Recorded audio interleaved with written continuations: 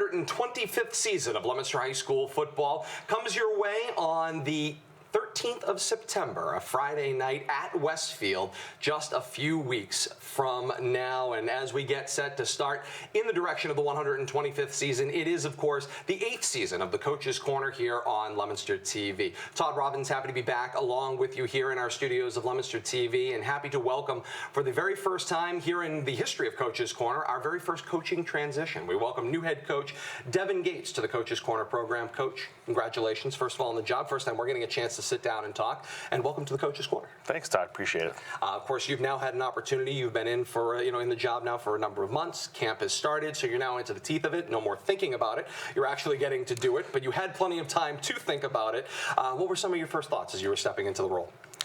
Well, first of all, very excited and very thankful for the opportunity, from Superintendent Deacon and Principal Dubzinski and obviously Coach Palazzi. I really am thankful for them for taking a chance on me and believing in what my vision was for the program and taking a chance on that. So very excited first, and then as we got into it, it just really anxious to get going and start putting things together. And now that we're on the field, really, really happy about that. But the off season was great. The kids worked hard, had a lot of energy. That made it really easy to take the next steps, and knowing that kids were invested. And so we're really excited about where we're at right now, and still got a long way to go, but we're working hard. We'll get into some more of the specifics coming up of that off-season camp, and obviously the preparation for the schedule as well. You want to stay tuned to the tail end of the program. We'll have that full Blue Devil schedule for you coming up at the end of the program for your planning pleasure. But Coach, let's fill in a little bit more about your background. Here are the things that people know at this time. They know you grew up in Fitchburg. You played quarterback at Fitchburg High School, and you now live here. Yes. So let's fill in some of those gaps. Sure. For people, a little bit. Obviously, having played in the rivalry for either Leominster or Fitchburg, the communities, although we act like they are very, very different, they're called the Twin Cities for a reason. Absolutely. Both communities, the football support, very, very similar. How does that help stepping into a role like this? You've been through it, you've grown up in it. How does that help taking on a job like this? Well, I think having the exposure to it, knowing the gravity it holds in both communities, I think is a plus. And just knowing how important the tradition is on both sides. You can't have one without the other. They're absolutely tied together, and to play in that and to feel those emotions and to feel every aspect of the rivalry, whether you're on Fitchburg's side or Leominster side, you're tied to it. And I feel like that exposure has been great for me, and I'm hoping that we can continue that rivalry and and that emotion as we go on with our football program as well. As you're starting obviously to put things together and you remember your time as a student athlete, how much has that time as a student athlete influenced what you thought about you want the student athlete experience to be for your student athletes? Sure. Well, I obviously played under Rick Zenza, and he did a great job, and as far as modeling the right way to be as a student athlete, and as a leader, as a football player, and what that responsibility is. And then also Pat Haverty at Fitchburg State really emphasized the student athlete part of it. We had a philosophy there that covered everything, academically, socially, and athletically. And that's kind of the three, pronged approach that we've taken, in college football wherever I've coached, and that's what we're implementing here too. So you have to be, whatever expectations you have on the football field, those have to be the same as you interact with your peers at school, the community, and your academic progress as well too. You can't have one without the other. They all work together, and to be a Leominster football player, we're expecting greatness in all three aspects. Without a doubt. You mentioned a little bit your college coaching experience. Let's touch on that a little bit here. Sure. Between both Fitchburg State and Worcester State, yep. And obviously chances to work with a couple of different coaching staffs there. That approach at the college level, there is a big jump. People I think at times don't consider Division III college football when they think about the aspects of college football. They immediately start to think Division I, Ohio Sure. State, Notre Dame, Michigan, and on down the line from there. But those Division III programs, having had a chance to be around them, they follow the same academic standards. And the big difference, of course, is student athletes at Division III aren't playing for scholarships. They're playing because they want to be. Yep. There's a lot of that is very similar to coaching at the high school level. Absolutely. I think our process at the college level was, not much different from the D1 level, and kind of how, what we, did scheme-wise and how we ran a program, created culture, strength and conditioning, all that stuff. The level of talent is a little bit different. But like you said, you're playing for the love of the game at the D3 level, which is what our guys are doing right now too. And I think those guys that we got that succeeded at the D3 level came from successful high school programs where culture was made, where bonds were made, kids were playing with chemistry, and those are the kids that really were successful at the D3 level too. So in order to foster that at the root of it, a little bit sub-level right below college, really excited for that opportunity to work with the kids that we have right now and really foster that love of the game, because it is under attack across the nation. So we really want to make sure that it stays alive and well, and safe as well for our guys, and really excited about doing that here. And I'm glad you bring that up, because I think that is something that people aren't necessarily appreciating so much about the development both of high school football and on into the college level, which is that safety component. When is a right time to play? What are the proper procedures? How much hitting should there be? And obviously, you've seen different philosophies along the way. How do you think you as a head coach now can help to foster some of that? Well, there's been a lot of studies done and a lot of different techniques that are in play now for blocking, for tackling. So there's a lot more safe approach to what we do. We don't even really mention the head in any of our coaching points or anything like that. So keeping that word out of it, I think, really helps safety-wise. Even at the youth level, they're doing a lot to ensure safety in terms of different special teams plays, whether eliminating kickoffs or something like that, which was a little bit tough. But in order to preserve the game, we have to make some of these measures. And then, having a practice protocol for preseason. We used to be able to do triple sessions and stuff like that. Don't do that anymore. But they do have. It's all in the name of safety, and it is what it is right now. And we're going to make the best of it, how we go. And I don't necessarily disagree with it. But we have to be smart with what we do. We have to really be teachers. It's not the old school. You're just going to go, 3 clouds, 3 yards of a cloud of dust to put your head down and push it. There's a component of that to it in terms of mentality. But we really have to be teachers of safe football and teaching kind of body position a little bit better and stuff like that too. So it's really on us to create the safe environment. And I feel like we've done, hired some coaches and have really taught them how to teach it up the right way. So we're excited to do that with them. We'll go a little bit more specifically kind of on that point. When you talk about balance, and I think from a coaching perspective, all or nothing is very difficult. But nationally, when you look at some of these programs that get attention, there's all or nothing programs, right? You look at Dartmouth. Dartmouth is a program now that does not hit at all. No contact. That's been adopted by some local high schools that have said, that's a way we want to go about doing that. You have some coaches out there, and I know it's an academy somewhere in the Midwest, who never kicks on 4th down. They'll always go for it on 4th down, regardless of where they are, those kinds of things. I find it very difficult as the layperson and broadcaster to say all or nothing is a very difficult thing to adopt. Sure. I'm assuming, it seems like what you're talking about is more of a balanced approach. Yes, absolutely. I mean, we'll have days where we just have our shoulder pads and helmets, and we're really teaching more of a mental game, and we'll kind of teach the fit and form up. We're not taking anybody to the ground. We want to make sure we preserve our guys and make sure they're ready to go on game day. But there'll be times where we really have to kind of, even if it's for 10 minutes during the practice, to really, ramp it up a little bit and get the contact in to make sure that we're teaching the right and safe way to do it. We have to see it at a full speed too. But it's not something that we're going to do for 3 hours, on a Tuesday, is go ahead and hit the whole entire time. It's not what we're going to do. We're going to be smart about it and do it so we make sure that we're teaching the safe way to do it, and that the kids are doing it correctly to avoid any injuries or anything like that. So it will be a balanced approach. So there'll be some days where we just take the pads off and go through it mentally, and some days where we'll lace them up and go after it a little bit. The season kickoff edition of the Coach's Corner here on Leominster TV. Head coach Devin Gates. Happy to have him along with us for this 2019 season kickoff. Coach, one of the things I know from a personal standpoint in taking on a job or a role like this that is so, invested in the community and takes so much time away, obviously is family support, and you enjoy tremendous family support. Before we stray too far away from that, obviously you have a fantastic wife, some great children, and obviously, you have a parent support support and all of those things that Yeah. they kind of play into your being able to step up to this role at this time. Yes, absolutely. My wife has been great. She was really supportive of this. She, went to Leominster and teaches in Leominster. She cheered for Leominster when I played at Fitchburg. And my kids are in Leominster schools. It's it's where we are. We're Blue Devils now, and it wasn't as easy for my father to take at first. My father being a captain for the 1967 Red Raiders, but he's obviously very supportive of myself and in what I want to do in my career. So he's really excited for me and for my family, and every other family, the guys that I played with, I still consider family, and any other family members that were Red Raiders, they're like, we'll cheer for you and wish you all success except for one day, which I get. I understand. I understand it. Absolutely. I did have one very important note relative to Dad, which Yes. I wanted to know, which was because he was always fantastic working with me when I was over at FATV as a student. But that is, will we be able to look in the stands and see him wearing blue and white at any point in time?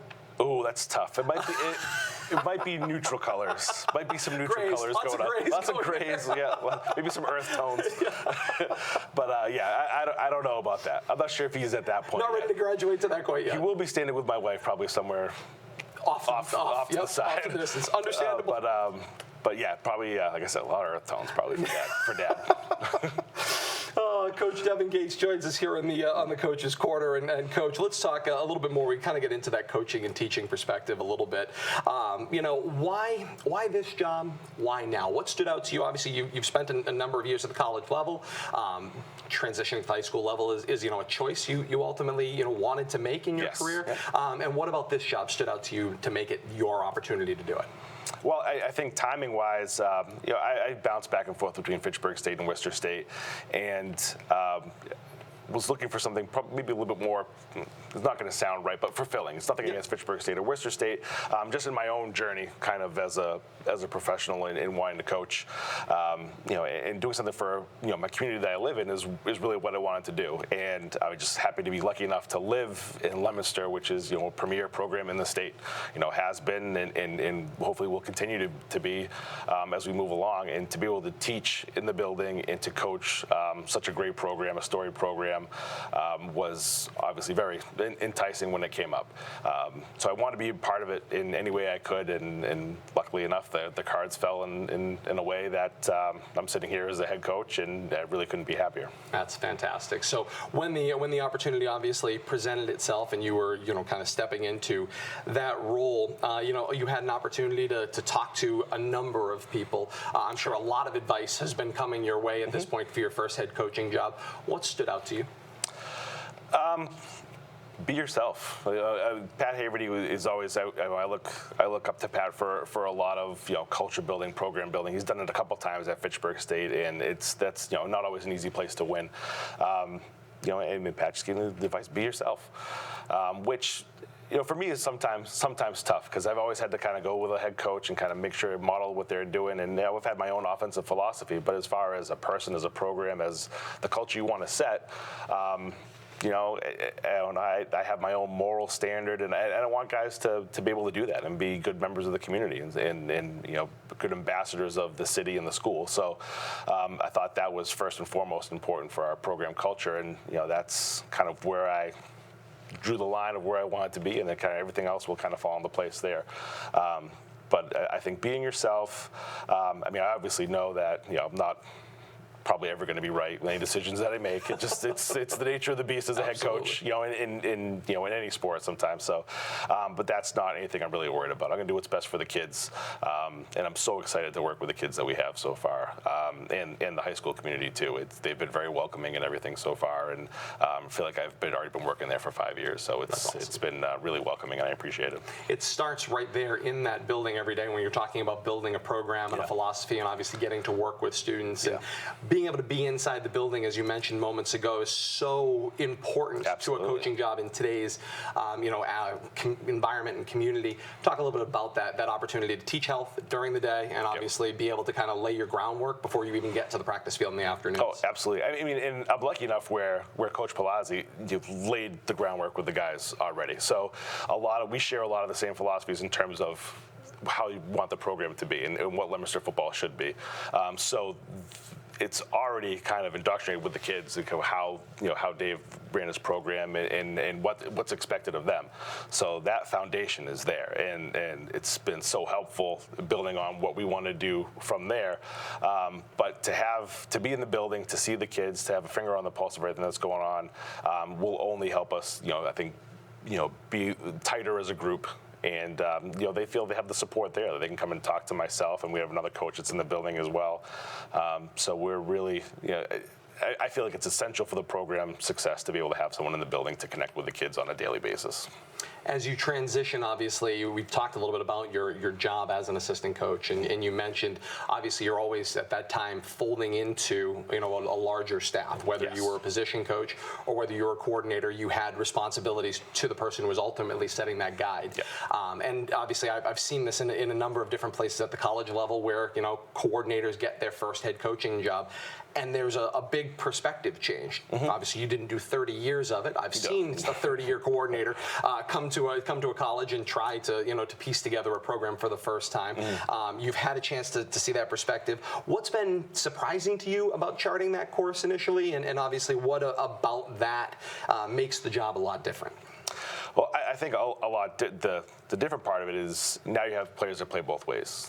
College football, you have your offensive side of the ball, your defensive side of the ball. So a 2-hour practice now is just dedicated. I have my offensive guys, and we're just doing all offense for 2 hours. Now we have to try to be able to be efficient in our practice time, so that the guys are playing both ways. They're getting good teaching in both sides of the ball, and special teams.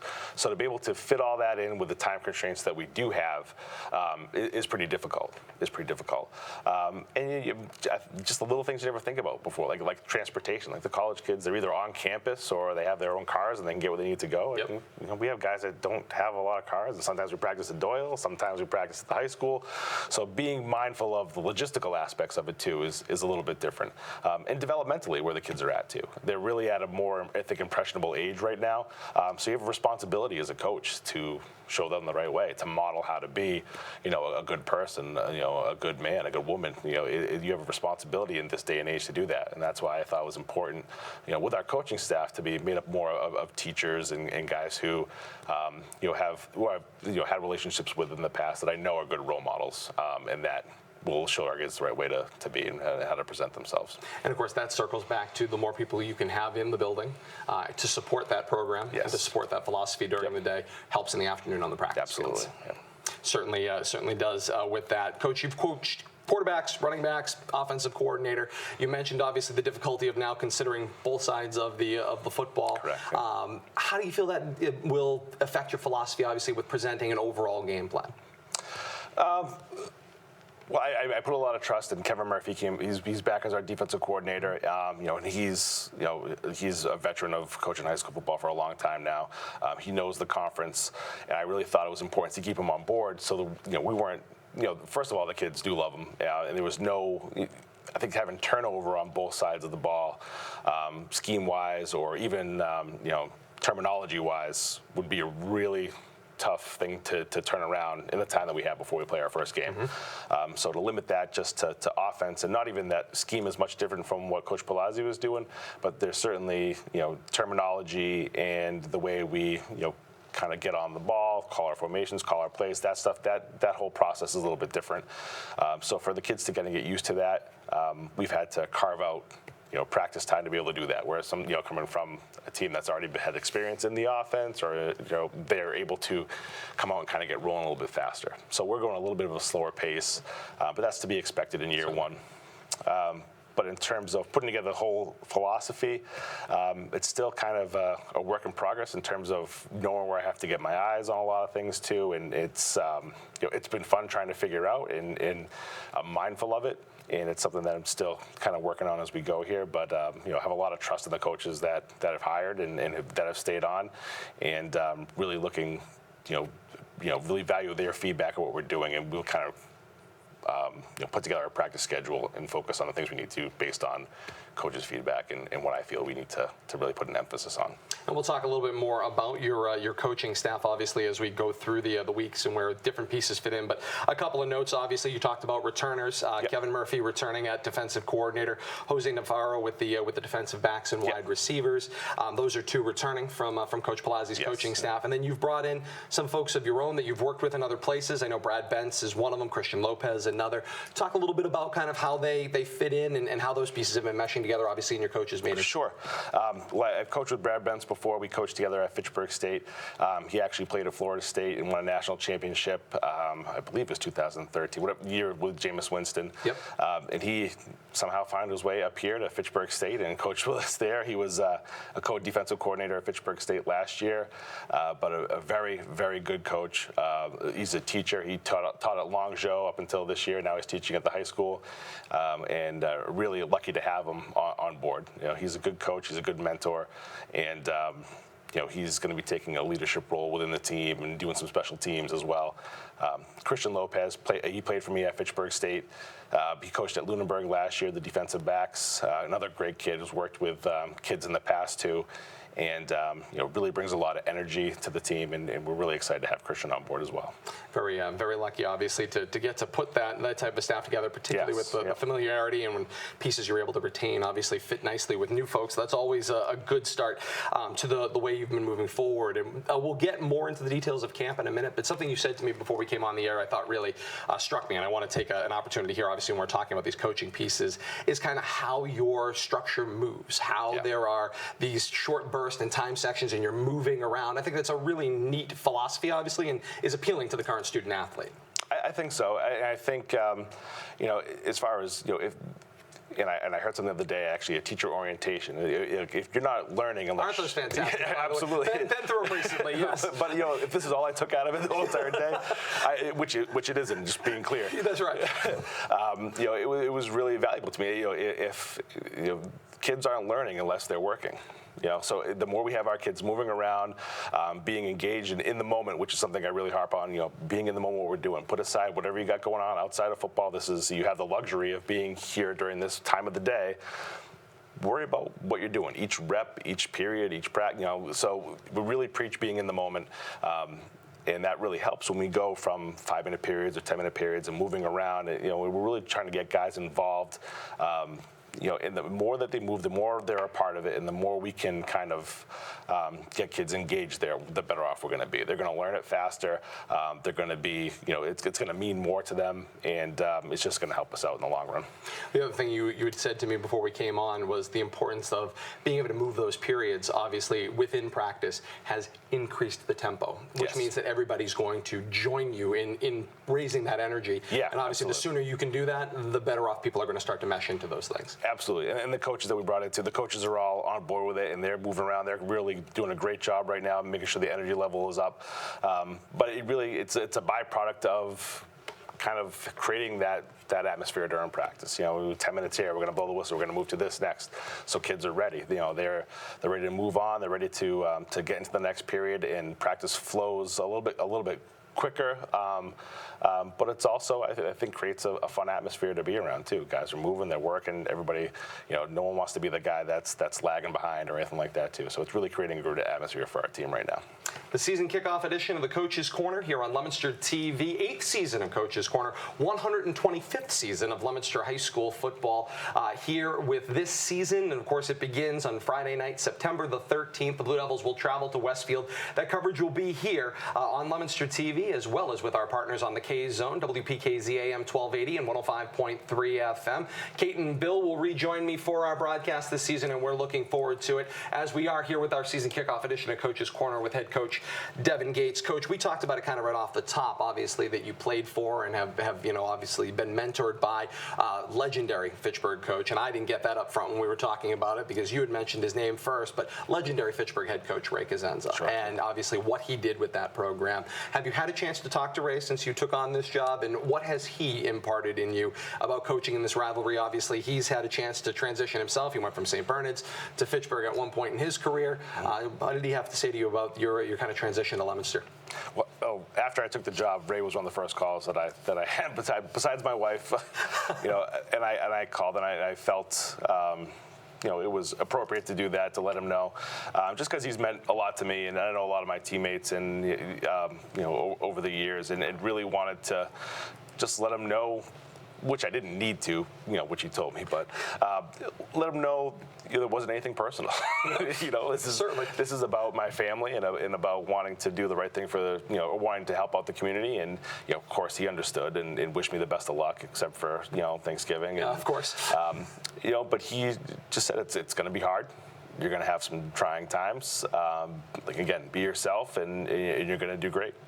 So he says you're more than prepared for it, with the experience that the years that I've coached, and just to kind of fall back on that and be yourself and just keep doing what's best for the kids. You were in a pretty sweet spot in your years as a student athlete in Fitchburg. Had some very good programs there. And Ray's program was really starting to grow and blossom at that point in time. In the regional stage. Talk a little bit about that experience. What do you harken back and remember from those days? What I remember most is the relationships that I built with my teammates. I mean, we came in as freshmen, and we lifted together. Rays had just started the Bigger, Faster, Stronger program a couple years earlier, so we really had bought into that. It was running pretty smoothly at that point. And we had guys in there at 6 o'clock in the morning, and that's where we built the chemistry. We all hung out together. We didn't want to let the other guy down. And I think that, was the driving force, but for our success. Nobody wanted to be the guy that missed practice or missed a play. So we all really kind of leaned on each other and trusted each other and worked hard for each other. That's really what I remember the most. Besides the winning, because that was great too. But I mean, that comes from the culture that Coach created, and I really think it was the right way to do things, right way to build a program, and that's what we're going to try to do and model here. And like I said, Coach Palazzi did a great job of, that foundation is there. If I can help keep that going and build on what he's done so far, and win some games, and that's really where we want to get to. That point that you made, obviously, that you've taken away from your experience, if you can get that alone in a program, that idea that you want to work hard because you're a cog in a wheel, you're part of a larger group, that's not just a sports lesson, that's not just a football lesson, that's a life lesson. Absolutely. That can stick with these student athletes for years to come. Absolutely. And when we talk, this is a collaborative process for our team. It's not the coach's way or the highway. And I think things are, the climate, social climate's a little bit different now, where there are a lot more options for kids to go and do something different. So you can't be a coach that just waves the finger and this is going to be more of a my way or the highway. You can't be a dictator that way. You have to be able to work together, and build a relationship first, so the kids trust you and want to help and want to play and want to be a part of it.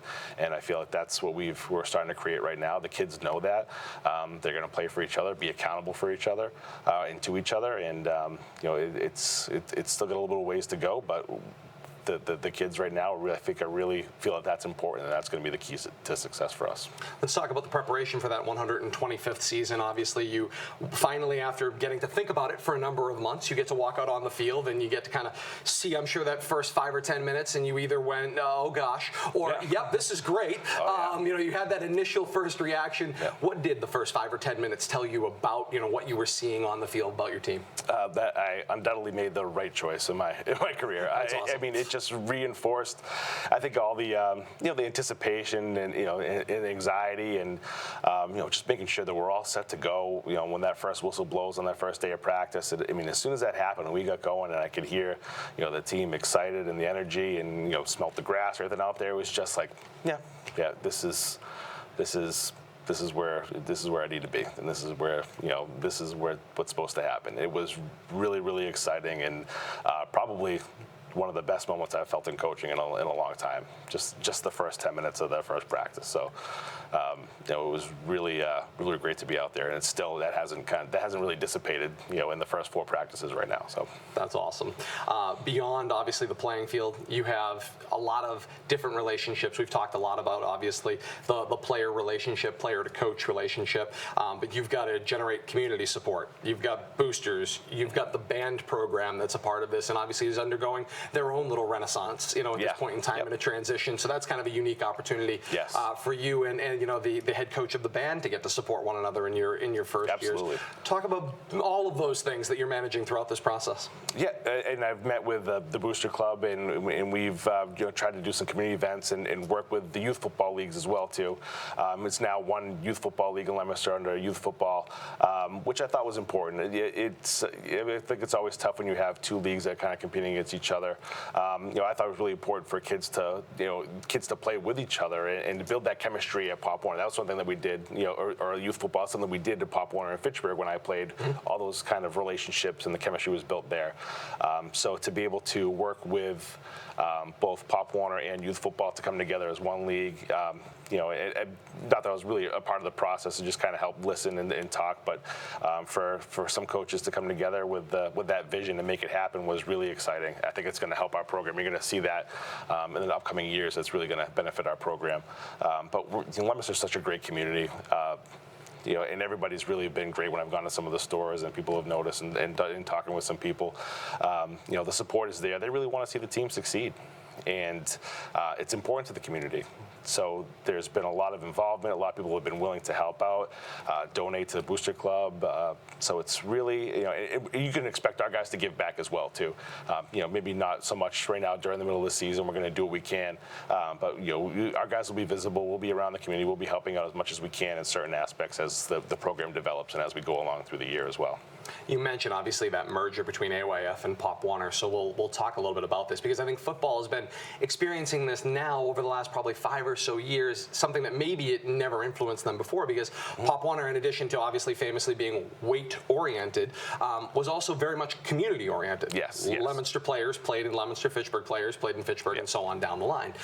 And when you went to, and AYF became a thing, in addition to obviously being more age-oriented than weight-oriented, it also brought in this idea of being able to build teams with players from other communities and start to fold them together. And of course, it helped to improve the program and the level and the quality.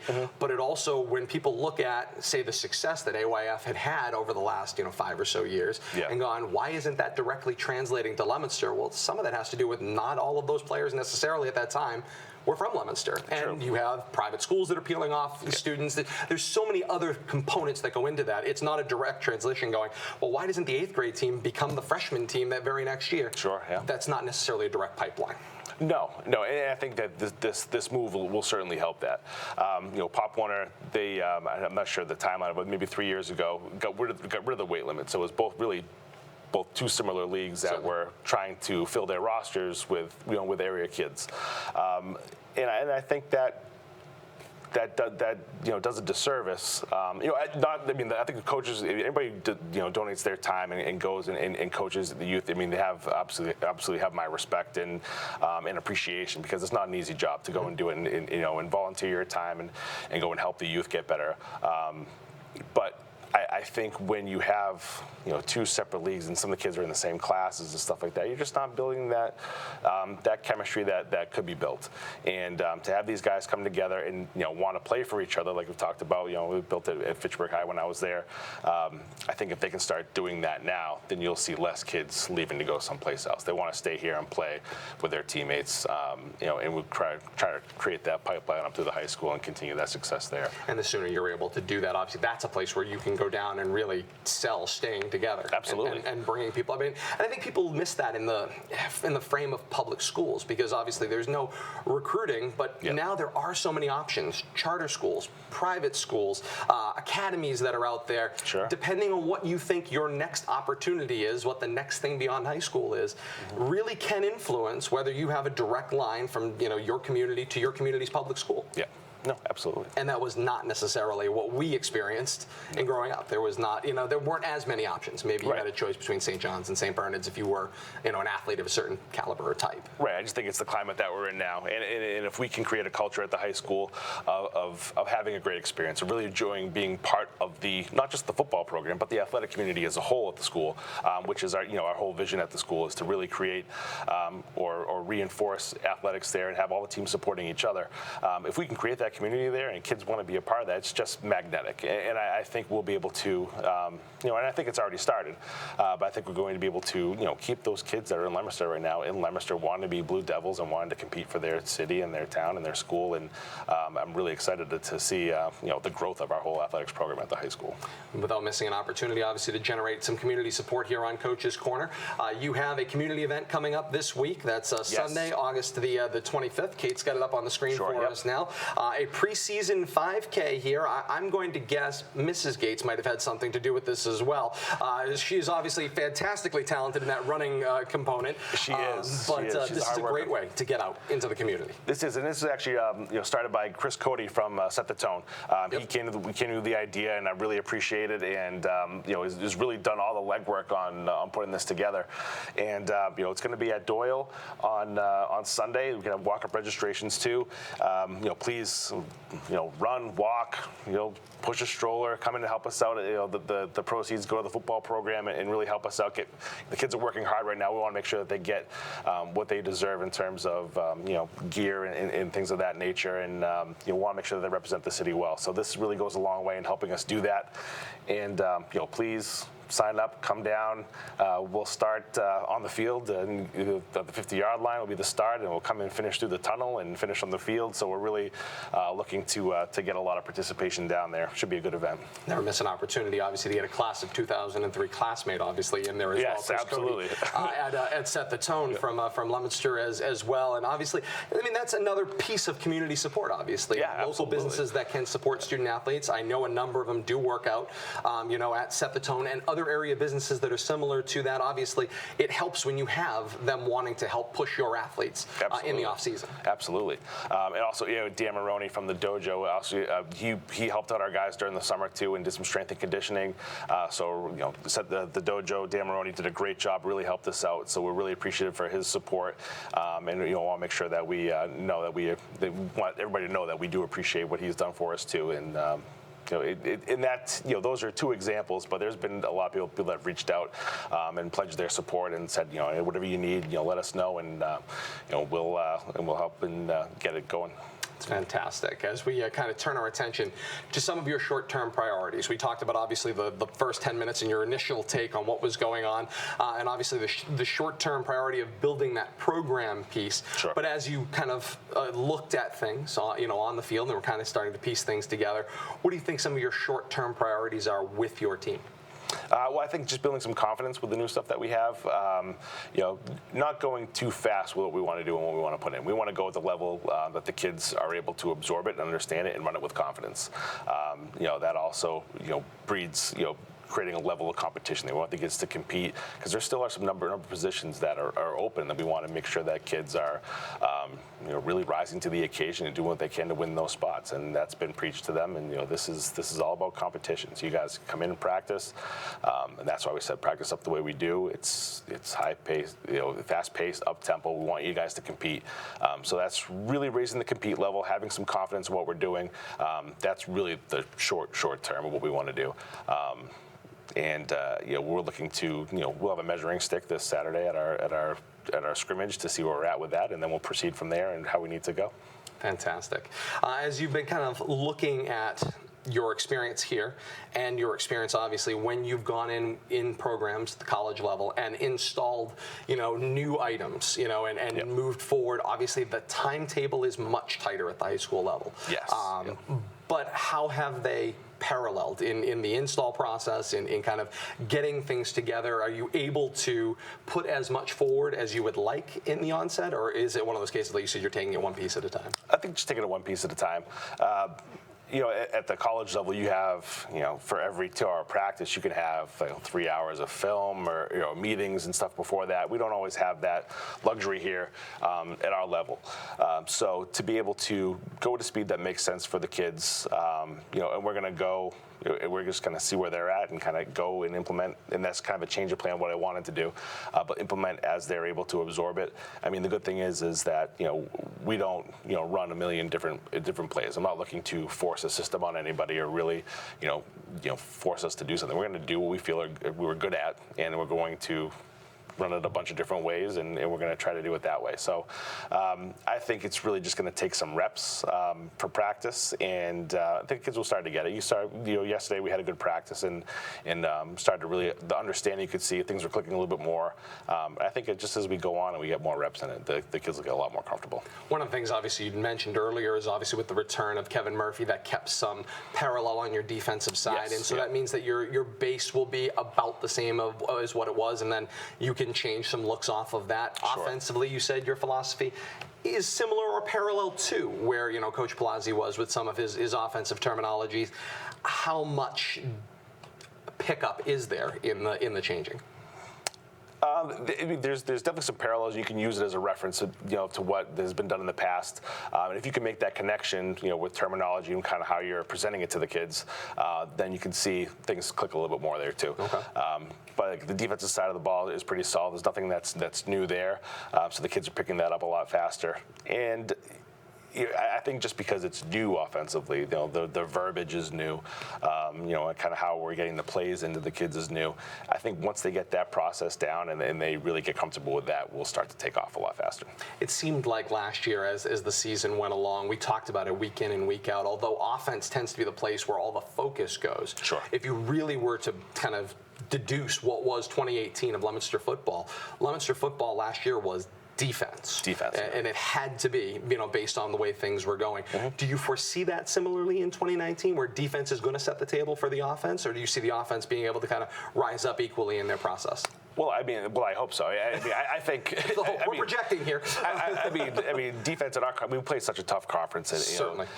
The better you can play on defense, obviously, the better chances we're going to have. And we have a pretty big task in front of us. We play some high-powered teams, and defense is going to lead the way for us. It's going to take a little bit of time on offense, and as things start to click, we'll be able to do some more.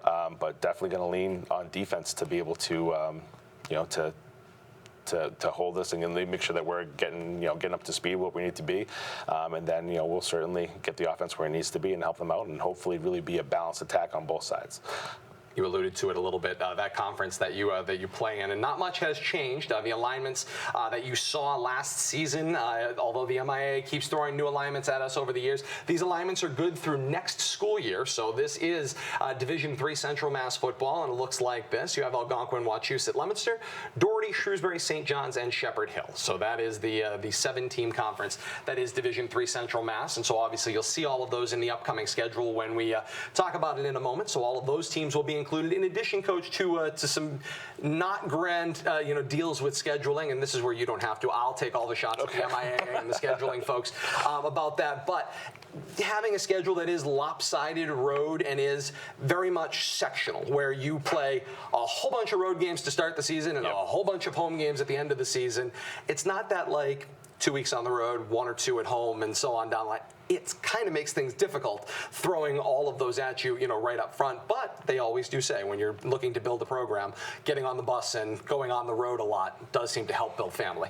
And I do agree with that. It's the hand that we're dealt. We're not going to complain about it. We're going to go and we're going to adapt, and we're going to do what we need to do to win the football game. But I do agree that time together and making those trips is really essential to figuring out who you are as a team, what's your identity, how it really brings guys together. And it also gives you time to kind of reflect, and if you do face hardships, to be able to spend that time together, talk about it, come together, solve the problem. So there's definitely a lot of value in doing that early in the season, and like I said, it is what it is. We're going to make sure our guys are prepared either way. Blue Devils will get their frequent flyer miles at the local busing company for this one. Let's take a look at that schedule. And you'll see right away, you jump on a bus and you drive to Westfield, week 1 of action. We mentioned that Friday night, September the 13th. Important to note here for those of you that might not remember last year, that was supposed to be a road game when Leominster played Westfield for the first time last year. And because of the number of road games Leominster had, they were able to, between the athletic directors, to sort out a switch so that Leominster had Westfield as a home game last year. year. So now this is the other end of that home and home season. So Leominster will go to Westfield week 1. Then they'll play Doherty at home in their lone home game all the way through the mid area of October in week 2 of action, their first league game. Then the schedule, of course, fantastically exciting game between Neshoba and Leominster on the road at Neshoba from an anticipation standpoint, but no favors to add Neshoba to your schedule for this season as well in week 3. Then on the road at Wachusett and Shepherd Hill to end the road portion of the schedule. And then, of course, you run the gauntlet with Shrewsbury and St. John's in back-to-back weeks at home at Doyle Field. And then you wrap up that predicted 8-week regular season with Algonquin at home on November the 1st. And then, obviously, weeks 9 and 10, as we know, can go in one of two directions. Either it goes to the crossover tournament for those teams who don't qualify for the playoffs, or the opportunity to play in the front end of playoff action. And of course, the 138th meeting of Leominster and Fitchburg, the 114th Thanksgiving Day Classic, will be at Crocker Field this year on November the 28th at 10 a.m. So of course, Coach, in addition to obviously circling that one on your calendar,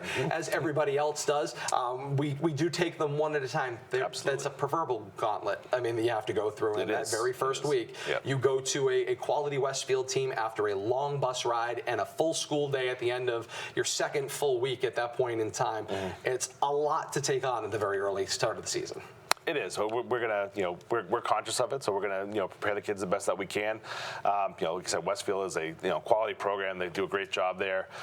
We've really seen a lot of success over the last decade, if not more. And it's really a big task. We had them on the ropes in the first half last year, and they were able to come back and pull it out. But we're gonna make sure that our guys remember that, and that we don't take our foot off the gas when we're out there. So we're really looking forward to just getting out there and playing. Doesn't matter where it is right now. We're really looking forward to getting out there. There are aspects of the schedule, obviously, at this point in time. We can talk about it when we get into the season. It'll be a week-to-week approach. But at this point in time, when you're looking at the schedule and you're kind of trying to see where things are, what do you think will be that first marker for you as a coach to know this is that time where, we're going to know who we are? Is it the end of week 1? Is it week 3? What's that mark where you're like, we've had enough time to develop here, and we should know based on where we're at competition-wise who we're going to be in 2019? Yeah, it's really tough to say, Todd, and I really haven't put that much thought into it. I mean, it's really just trying to prepare for Westfield right now, and make sure our guys, like I said, playing with confidence.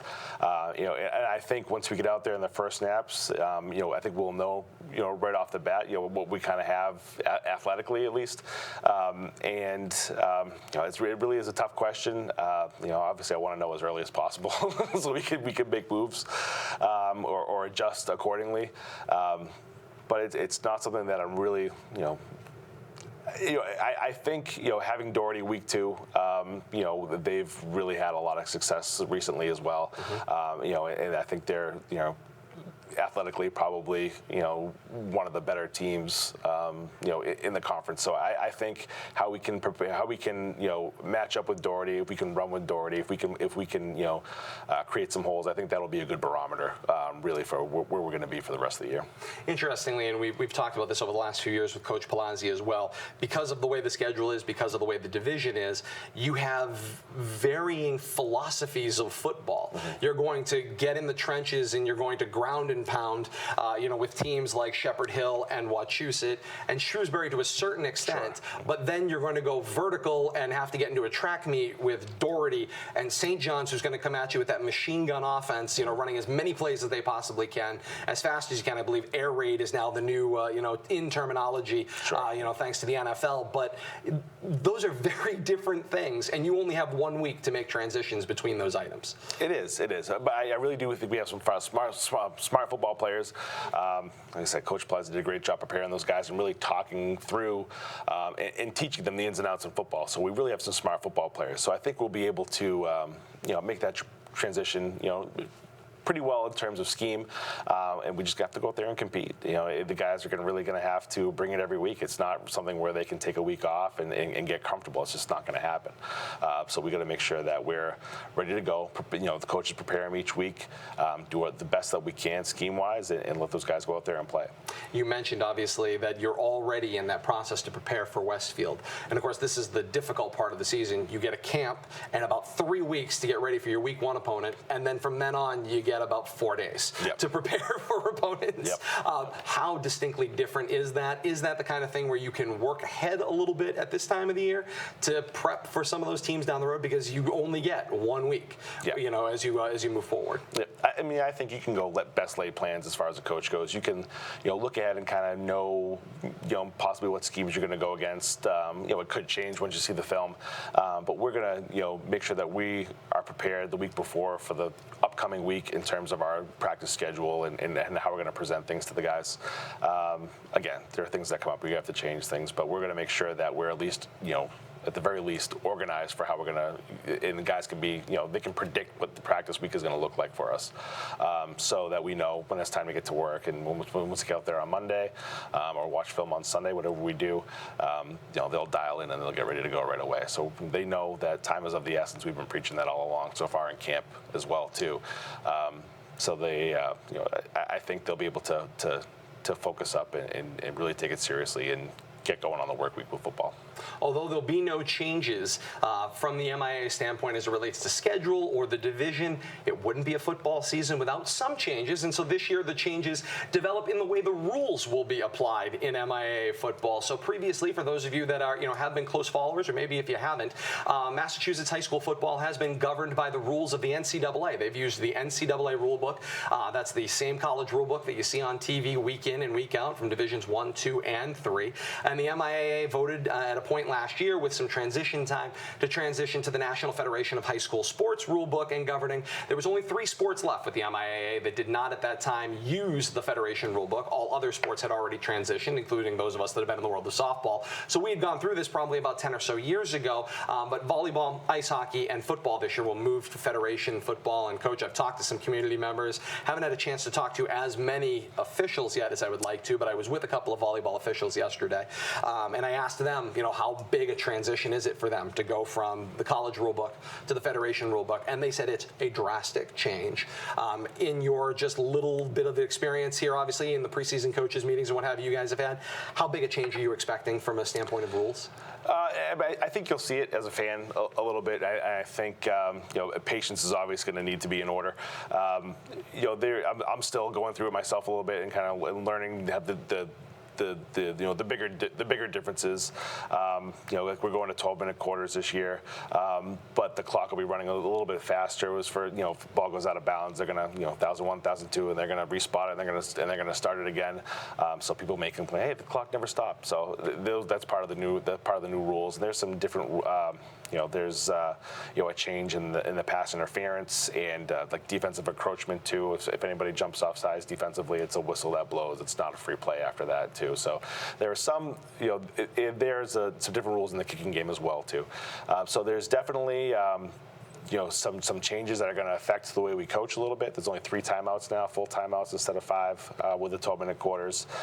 So for myself, it's what I'm used to. So I don't have to. There's not a big change for me there. Yeah.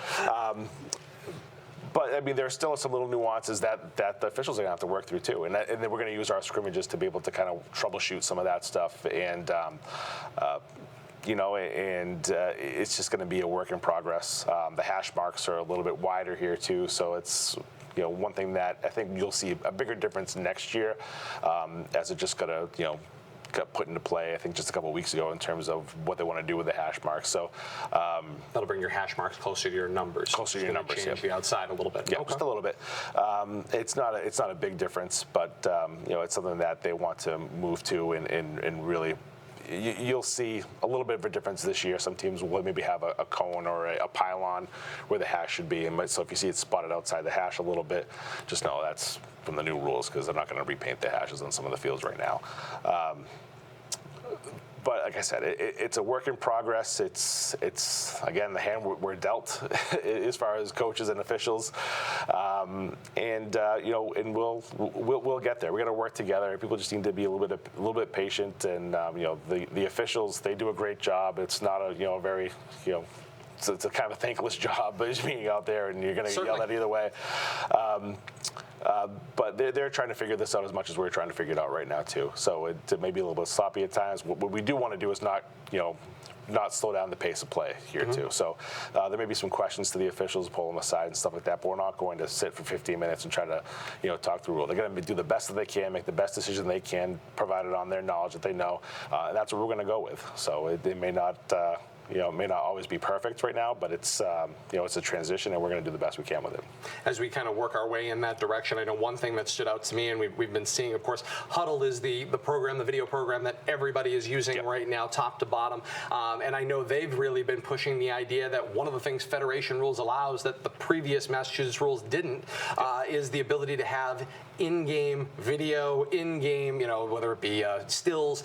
That's much, much different, and I know that's something they're really pushing onto the community. Yes. Obviously, whether that's a step Leominster makes this year or not, maybe hasn't been decided yet, but how many will, it's going to change the game and how coaches are able to coach in-game. It will change, and again, I'm not sure how much of an impact it's going to have. Some of the larger schools and some of the larger states where you have just offensive players or just defensive players, where you have time in between series where you can go and sit and watch some video or look at some stills. If you get guys playing both ways, there's not a lot of opportunity to do that right now.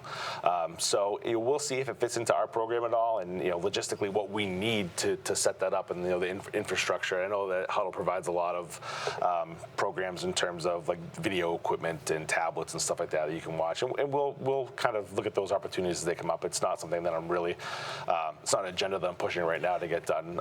We got to learn first, and then we can got go enough from there. things on the list for this year. But at the very least, coaches can do that, and coaches can kind of look at things too during halftime, and if we can, any edge that we can get, in terms of playing within the rules, we're gonna try our best to give our guys every opportunity for success. So you'll kind of deal with that as it comes up. As we settle down a little bit, we'll see what we can do to provide that information for the kids.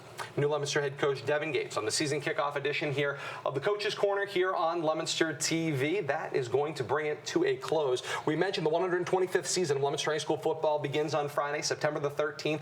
Blue Devils on the road at Westfield. Leading into that game, we will have our first live edition of the Coach's Corner coming up that Monday night. That is September the 9th at 6 p.m. right here on Leominster TV. We will have that for you again live to preview week 1 of action, give you some more details on how camp is going. We'll get some more names and faces and some details along the way, and Coach Devin Gates will be with us each and every week here on the Coach's Corner.